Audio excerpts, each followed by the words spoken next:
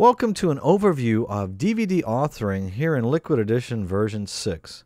Now there's not a whole lot new with DVD authoring in version 6, however we will find new features as we go. So instead of talking about it, let's get started. Now the first thing I'm going to do is I'm going to start a new project, because you can see down here in the bottom left of my screen we are on the start6_NTSC project. Now this is a base project created by Pinnacle that Liquid will default to if it has problems opening up your project. But we'll go to the Start button, Project, Open and Create Project. And it's finding these project files in the C drive, the Program Files directory, Pinnacle, Edition 6, Projects. So apparently I've been working on a few projects here in version 6. So let's create a new project by clicking the New button. And here's a couple things we haven't seen before. Project path, we can automatically change that by hitting the Browse button, but we'll just leave it right where it is. We'll give this a name. We will call this DVD authoring, and we will use the default template since that's pretty much our only choice thus far. Let's click on OK, and now it creates a new project for us. And I'm going to wait for everything to come up, and now we are sitting in a blank project. So the first thing we need to do is bring in some media. So I'm going to right click down here in my All tab, create a new rack. And for those of you that remember my last training video, you ask what's a rack? Well, it's a country in the Middle East, but that doesn't really matter right now. I'm just going to call this footage.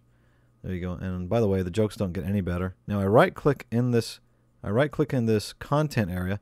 This is the rack. I right click in the content, go to import media clip, and now I'm going to navigate to the footage I'm looking for on the Z drive.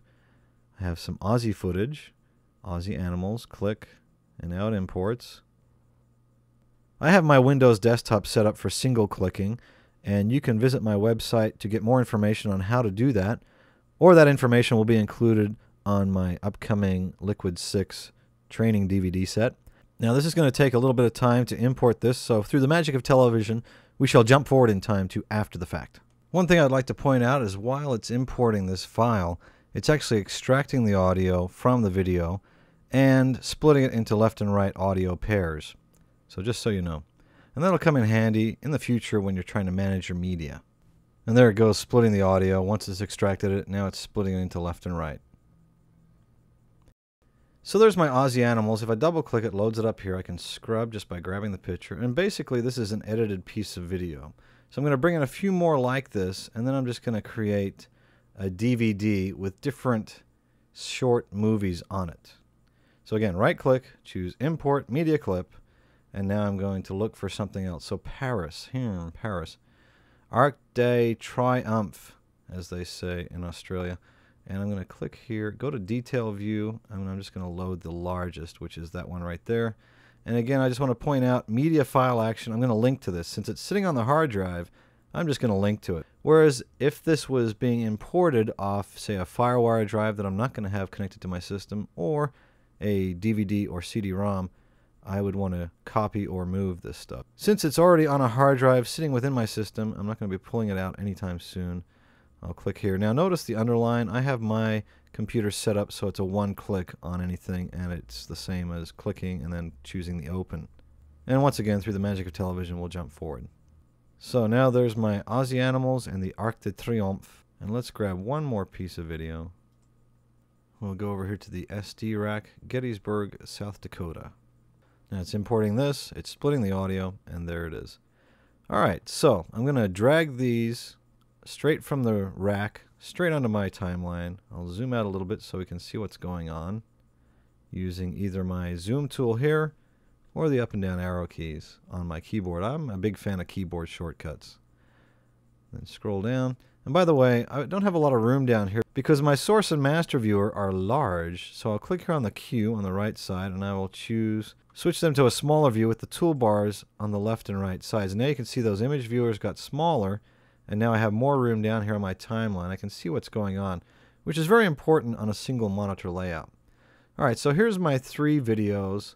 And we'll consider these edited videos. So this is 3 minutes and 41 seconds long. You can see from the bubble help that pops up. Or if I zoom in, there it is right there in the middle, 3 minutes and 41 seconds. If I right click here on the name of that particular track and go to text info There's the duration right there. It's turned on, indicated by the check mark. So in this case, we have all the video we're going to use for our DVD sitting on the timeline. So the next thing is to jump into the DVD authoring mode. Now there's a few things I like to do before I actually enter the DVD authoring mode. I like to right click up here on the name, go to Activate All. Now all the tracks are active. Now that we have everything ready to go on the timeline, I've activated all my tracks. I'm going to switch to Insert mode. So if I click on the DVD Menu Wizard button, this opens a window where I have 40 pre-built yet completely customizable DVD menus to choose from. And I'm just going to select one of the basics, just something with text just to get me started. And then over here on the right side I have a guide, so you have information that pops up on the screen to tell you how to do this, but basically it's a matter of putting your play line where you want the DVD menu to go and choosing the Insert button, Insert Source into Master. It's going to add a DVD track right here, and there is the DVD menu. If we zoom in a little bit, there you can see the DVD menu is 3 seconds long, and that is a default value that we find in our control panel. We go to Start Control Panel, Image Import, and there's that default value of 3 seconds, which we could change, and that would be updated as we import new stills into our program. Now something's changed up here. We've gone to step 2, which is creating links to chapters. So you can see here in the second window of the wizard, Liquid is offering to create chapter links for us automatically based on sequence markers and clip in points of all the active tracks on our timeline, including the DVD menu. Now, do we really want the menu to link to itself? Not really. And why is that happening? Well, again, because the active tracks is selected. If I turn off the DVD menu, that goes away from the auto link list. How about that? So in this case, with just 3 built videos sitting on my timeline, I might be very tempted to use the auto link feature. And I think in this case we will. So I will choose Apply, and watch what happens. Down on the timeline, we now have 3 chapter markers that are linked to the very beginning frame of each one of these videos. And then notice up here, in this window, the upper right window, which used to be our timeline master viewer, this is basically showing us what the DVD menu is going to look like. And you can see it took the name of the video clip and applied it to the buttons right here.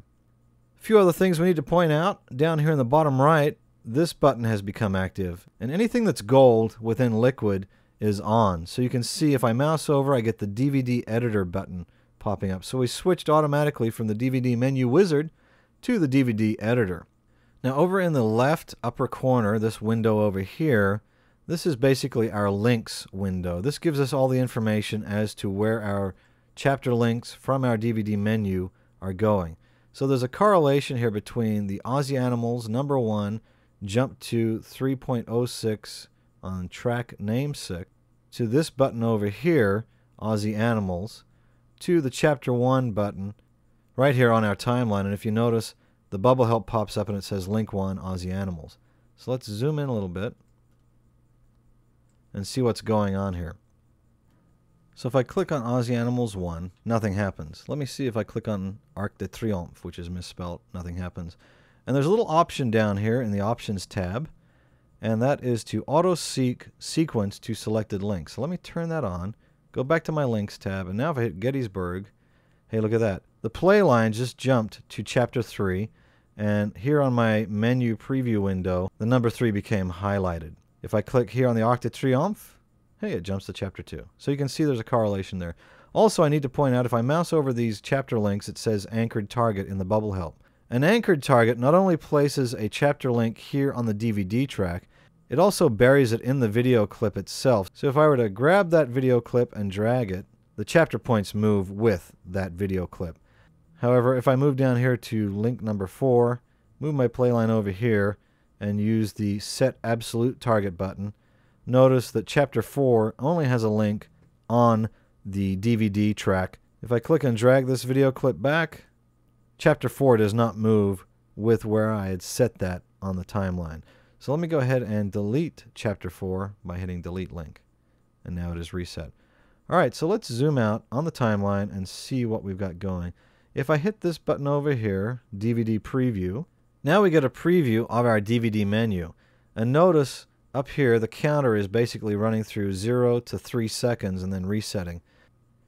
Let me zoom in one more time on the timeline. We want to look at our DVD menu. And now notice this button right here, DVD Preview, right below the viewer. I've got this DVD Preview button. I also have the Preview tab. But I'm going to hit the button right here, and it takes us to the DVD Preview tab. And notice the play line is basically looping through the DVD menu, as it does on any DVD menu. Over here on the left side, we basically have a DVD set-top box remote control emulator. If I use the buttons like I would on my set-top box remote control, you can see the highlight shifts from one button to the next. If I hit enter, the play line jumps to chapter 3 and plays that piece of the video. If I hit menu, it goes back to menu. If I arrow up, we go to Arc de Triomphe, hit enter, it plays the video. So there we go. Now, that's all well and good, but there's a few things I want to do. I want to work with this menu. I did mention it was completely customizable, so let's go ahead and customize that menu. A couple different ways to do it. I can hit this little pencil button right here, which is Edit Menu, or I can hit the Edit Menu button right here. Either way, it's going to open up the menu in the menu editor. Now, good news is not the title of my DVD. If I triple click, it highlights all the text, and now I type in what I did last summer. And look at that, it automatically squeezes in. And if I triple click again, it highlights the entire line, a standard Windows convention. And then over here I have the preset. This is a little bit different from our Title Deco RT or Pro, but you can see here's the basic styles, and then the font selection is up here. And any TrueType font I have loaded on my system is what I can apply. Alright, there we go. So what I did last summer, and then the background I want to change also. So let's go to the Backgrounds button over here. I can bring up any background graphic that's loaded on my system. Or I can come up here, do a gradient, a solid color, or click on this guy, background is transparent. Ooh, that sounds fun. Let's try that and see what happens. Click OK, and we'll see it update here any second. That looks kind of weird. Well, you know what? I actually did this on purpose because I want to do something here. I'm just going to get out of here real quick. Double click on my Arc de Triomphe footage. And you know what? We'll go to that close-up of the flag. I'll mark an in point. And mark an out point. I'm sure that'll be long enough. Now I need to go back into my DVD menu editor. I can either double click right here on the menu on the timeline or click on the DVD menu editor.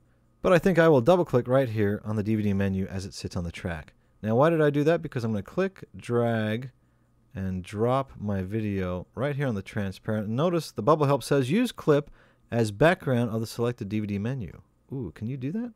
Well look, there's a DVD B track, Arc de Triomphe. Let's see what happens if I hit preview. Hey, look at that. That's interesting. Now what I want to do here is turn off the audio because this track was playing back audio and video. Now I want to tweak that video a little bit and make it look a little different because if you noticed, it's just kind of there. But I want to blur that out a little bit. Wouldn't that be nice if we could do that? Well, guess what we can. I'm going to hit my Running Man to get out of here. And I'm going to go to my Library tab over here. Go to my Real-Time Clip Effects, Editors. I'll go to the list view, sort it alphabetically. And there's blur, click, drag, drop. That's the easy way to apply any effect. Right click on the purple line, go to blur, edit. And this is different from the last version. For those of you that remember the last version, I'm going to unlock my horizontal and vertical and just drag it. A little too much. There we go. That's not too bad. Running Man to get out, or as we say in California, the girly man. Right click on the clip itself, go to open. And now I've got my color correction editor here, so maybe I'll pull out some of the blue, some of that. Let's see, how does that look? I can save this as a reference set. I'll call this Frenchy, since we're in France. Click, yep. Okay, get out of there. And let's take a look at that. So, double click on my DVD menu, hit preview. Nice little colorized background there. And again, that's going to loop in the background. I could put music down here on one of the tracks, turn on the speaker icon, and then I would have music in the background of my menu. You know what? If I wanted to make this longer, let's hit the girly man, and I will select everything after the play line using this button right here, which is select after play line. I'm in overwrite mode, so if I just click, drag, and move everything to the right, let's zoom out a little bit. And now if I click, drag, and stretch my menu out, you can see you can change the length of the DVD menu quite easily. 15 seconds is a good length. There we go. Now the question is our video going to be long enough to cover that? Hey, just enough. And now I could use slow-mo if I wanted to slow that down, but that'll be nice. Double click on the DVD menu track, takes us back into our DVD editor. Let's preview it one more time. Now it's rendering in the background. You can see it down here on the render bar. It's actually rendering that file out. Notice that the two unlinked buttons aren't showing up, and that's a nice little feature. They don't show up when you don't need them. And now it's going to loop back. So again, I can just click here, hit enter. It jumps to chapter 1, go back to menu, navigate down to the second button, hit enter. It plays there. Go back to menu. Navigate down to the third button, hit enter. So you can see I can test the authoring of my DVD before I even burn it or export it out to anywhere. It's all here within Liquid, which is really, really nice. All right, so let's get out of preview mode.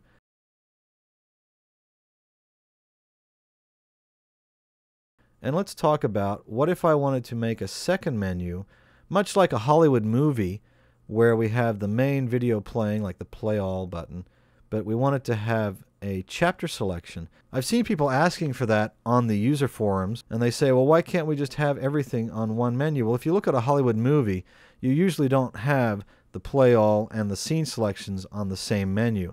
So we need to create a second menu. You mean you can do that? Well, absolutely. I can put a second menu here on my timeline, and it doesn't have to be at the front. And by the way, while we're here at the front, let me zoom back in. If I wanted to have an FBI warning or something like that in front of my menu, I'll just pick up everything after the timeline. Let me turn that track on. Pick up everything to the right of the play line, which is the select after play line button. Click, drag, let go.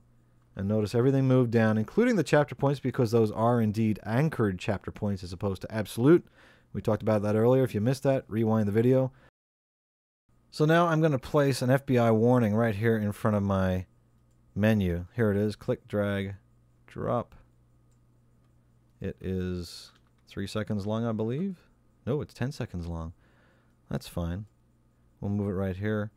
I think we'll move everything back a little bit. Okay, zoom out. Now if I go into my DVD menu editor, hit preview, you can see the play line plays through. There's the FBI warning. Don't rip me off. It plays for 10 seconds. Now you could put anything there. Company logo, little opening graphic, whatever. And then we go into the menu. There's a short pause while it acquires that. And now it's going to loop through the menu, all 15 seconds worth. But now we want to do the scene selection menu. So let's get out of the preview option. So I move him over just to make a little bit of room. I hit the girly man to get out. I come to my library, DVD menus, which is another place to get them. I don't have to go to the DVD menu wizard. I can get them right here. And I'm going to move down and try and find one. I don't see one I like. Oh, that might work. Let's use that one. Click, drag, drop. There it is. It's only 3 seconds long. We'll stretch it out a little bit. Let's zoom in so we can see where we're stretching it to. How about 10 seconds? All right. Double click on that. By the way, notice that this second menu that I've added bears a striking resemblance to the color of the first menu's chapter markers. So if I come up here to the top of my screen, color of DVD menu. Oh my gosh, you can just do everything in this program. And now DVD menu number 2 has a lovely blue flavor to it. So now we have these little thumbnail type icons. You know what? This isn't working for me, this whole menu. So if I come over to templates, hey, if I double click on this guy, wow, I just changed that menu's template and style and everything to one of them from the list right here. So I just changed that whole menu. So now it's just a matter of creating links to the different scenes in my movie. So how do we do that? Well, let's see.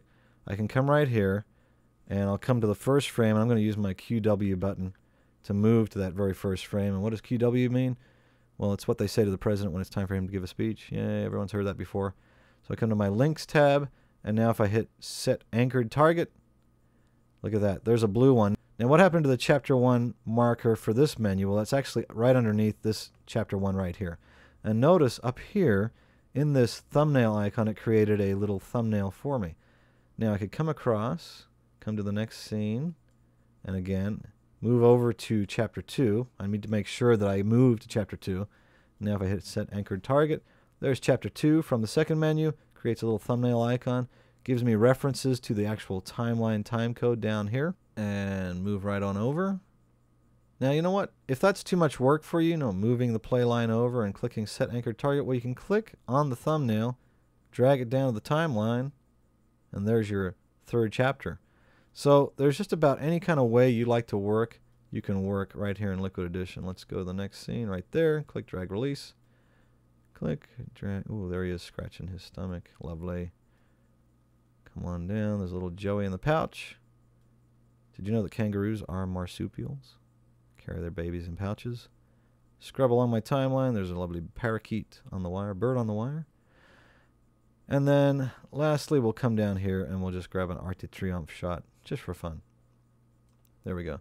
Now, a couple things. We need to edit this menu because this has nothing to do with executive staff. So click on Edit Menu, triple click there, go to my font selection. I'll change it to something, and I will call this Scene Selections, which is pretty much what we want, right? Now, something else I don't like are these actual thumbnail buttons. So if I go to the button, we can change our buttons to anything we like.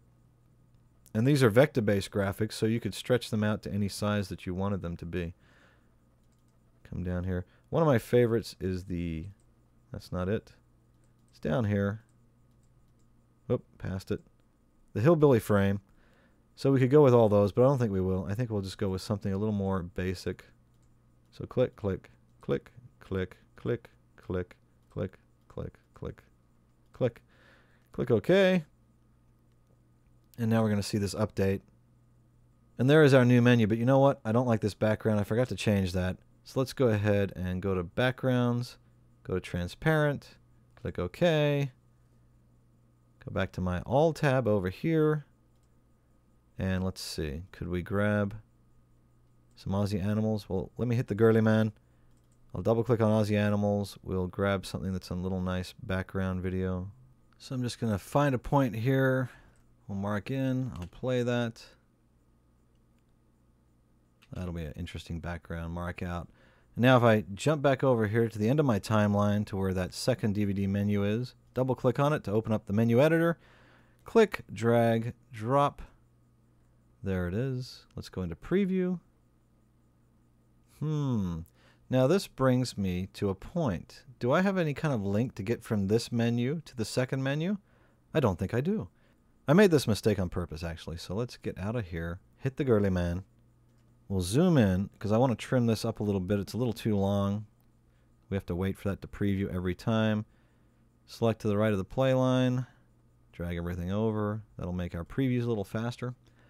And now let's double click on this guy. I need to create a link to the scene selections menu. So I'll just grab chapter 4 here, click, drag, drop, and there is chapter 4. Notice the color of chapter 4 is gray, which is the color scheme of the first DVD menu, whereas the color scheme of the second DVD menu is indeed blue. Now, let's talk about this menu. Don't we need to have a way to link from this menu to go back to the main menu just in case we don't want to select one of our scenes? Well, if I double click here, it opens up this menu in the menu editor without ever leaving it. Now I move my timeline to the beginning. I'll grab this last link, click, oops, and now I've got that problem of it auto-linking to the chapter, which we turned on in options. I will turn that off. Auto-seek sequence. Drag this back over to the front end. Click, drag, drop.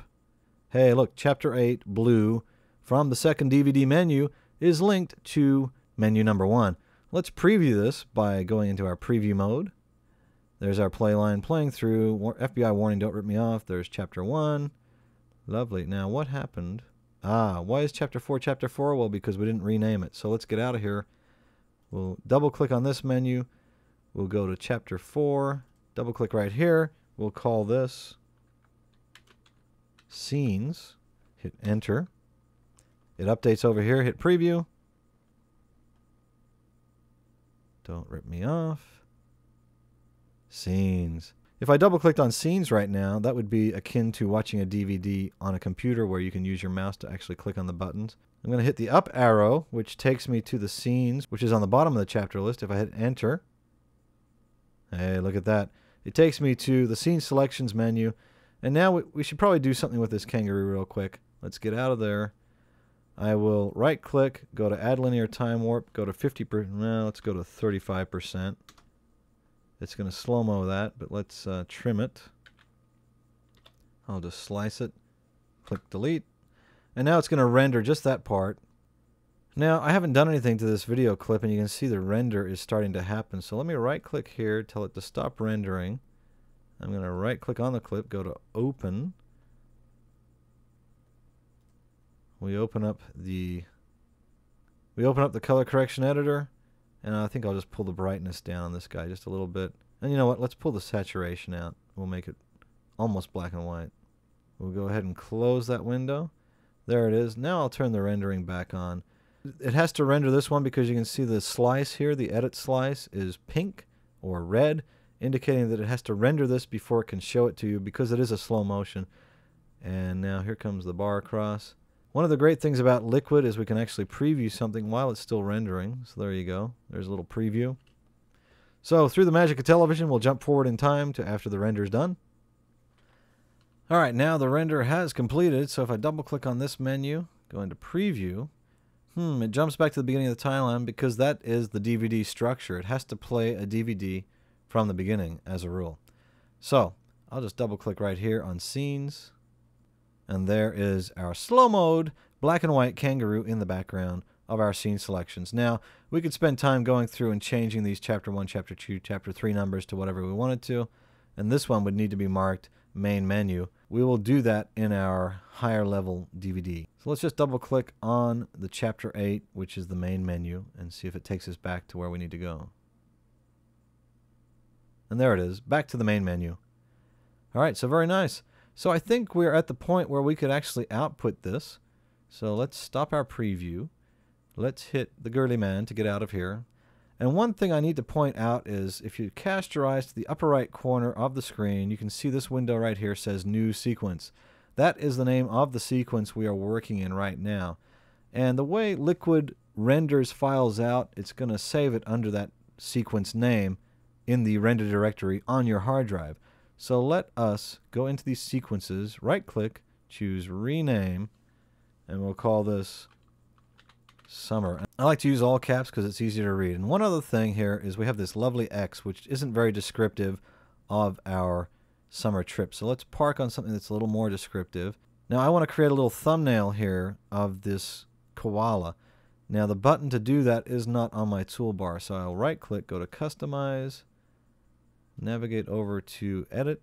There's the button right there, Set Separate Index Picture. Click, drag, drop. It pushes this button out of the way, so if I drag and move one of those spaces off, it turns into a trash can. I'll let go, it's gone. Now if I hit click, now my summer sequence has a little thumbnail.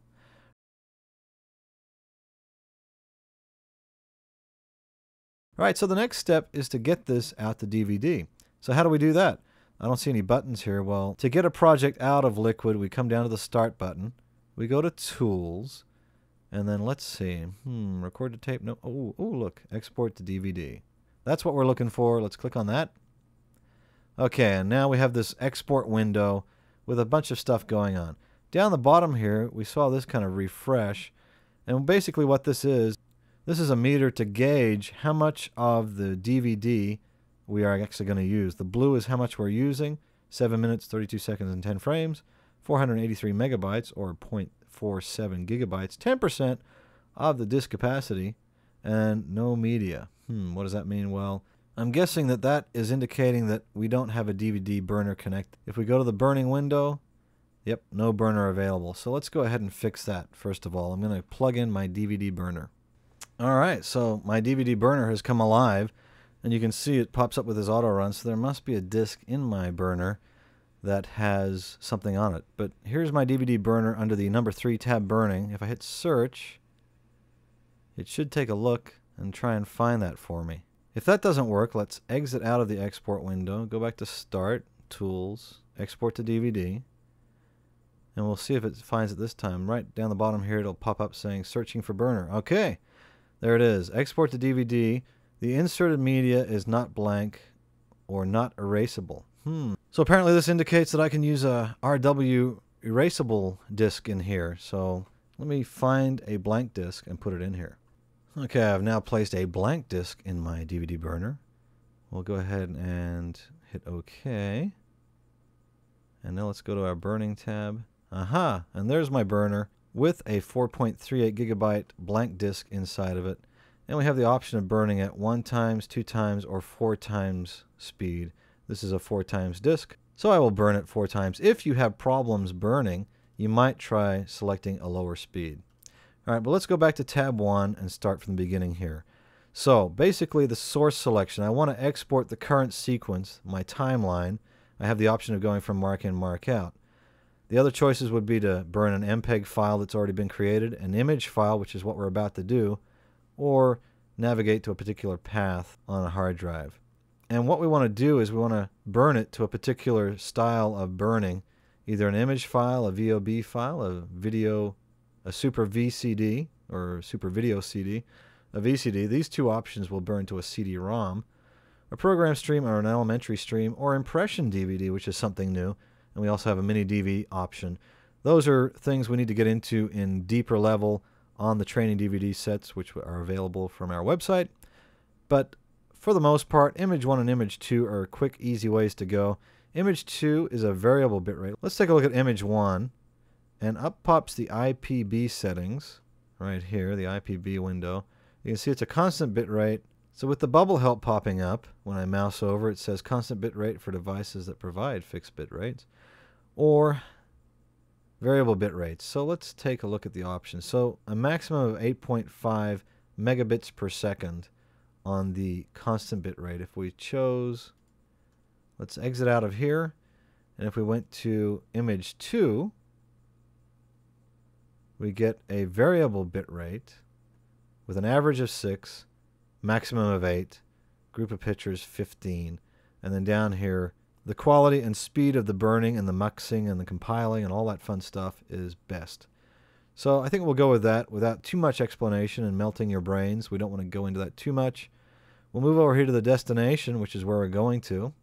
And now you can see right here the video is going to go to the H drive, render directory, DVD authoring with a bunch of proprietary system information, then /summer, which was the name that we gave our sequence up here in the upper right corner, and then down here in the sequence rack. And then the summer ISO, which is the file structure. And now something new you can choose is your media size. So if you're burning to a larger capacity disk, you can choose that here. And then down here in the audio section, we have a couple of options that we didn't have before. We have the MPEG 2, which is what we had before, but now we have Dolby Digital Stereo and Digital 5.1 surround sound. Because this is basically stereo, we will choose one of the stereo options. But let's take a look at what the difference is. And this is where we really start to see it. With the uncompressed audio, we're going to use 418 megabytes, or 9% of our disk capacity. And notice that changed from the 10%, probably because we switched to Image 2 instead of Image 1. Let's go back to Image 1 real quick. I would wager to say, yes, great, 10%. So you can see that Image 2 is using a little bit less because it has a maximum of 8 with an average of 6 megabits per second. All right, so there's 9%, but let's take a look at if we go to Dolby Digital Stereo, 7%, 345 megabytes. So you can see using Dolby Digital Stereo, you still get great quality sound, but it uses a lot less disk space. So this is something everyone's been waiting for, and now it's here. And again, destination folder is pretty much the same as up here, and then a temporary folder where it's going to create all the MPEG 2 files before it compiles everything together is right here in a temporary folder underneath our main folder. Then we come over to burning. Okay, so we've got our choices of burners. We only have one on this system. We've got the option not to burn. We can simulate and burn. We can create a number of disks. I want to just create one here. We will burn it. We have the option to erase a rewritable. And look, ooh, something new. Disk volume name. So you mean, oh, I can highlight this and change it? Why, yes. Summer Trip. So now, when I insert this DVD into a computer DVD player, it's going to pop up and say Summer Trip on the file structure in my computer or in Windows Explorer. So that's kind of exciting. And lastly, the Options tab gives us a bunch of different options. For example, not to re-encode existing menu or chapters. This is real handy if you were to create a file that takes a couple of hours to compile and mux and burn. Then you realize you misspelt the title of the menu. With these options turned on, it will only re-encode the menu files. The video and audio files don't get re-encoded, which saves you potentially hours.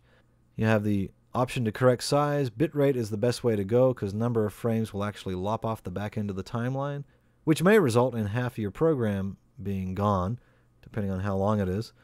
And then little options down here like open the burner tray after successfully burning the disk, and then close the open burner tray after successfully burning the disk, which if you're burning the disk overnight and the disk finishes burning at 4 a.m., you don't want the disk sitting open collecting dust for 3 or 4 hours until you wake up.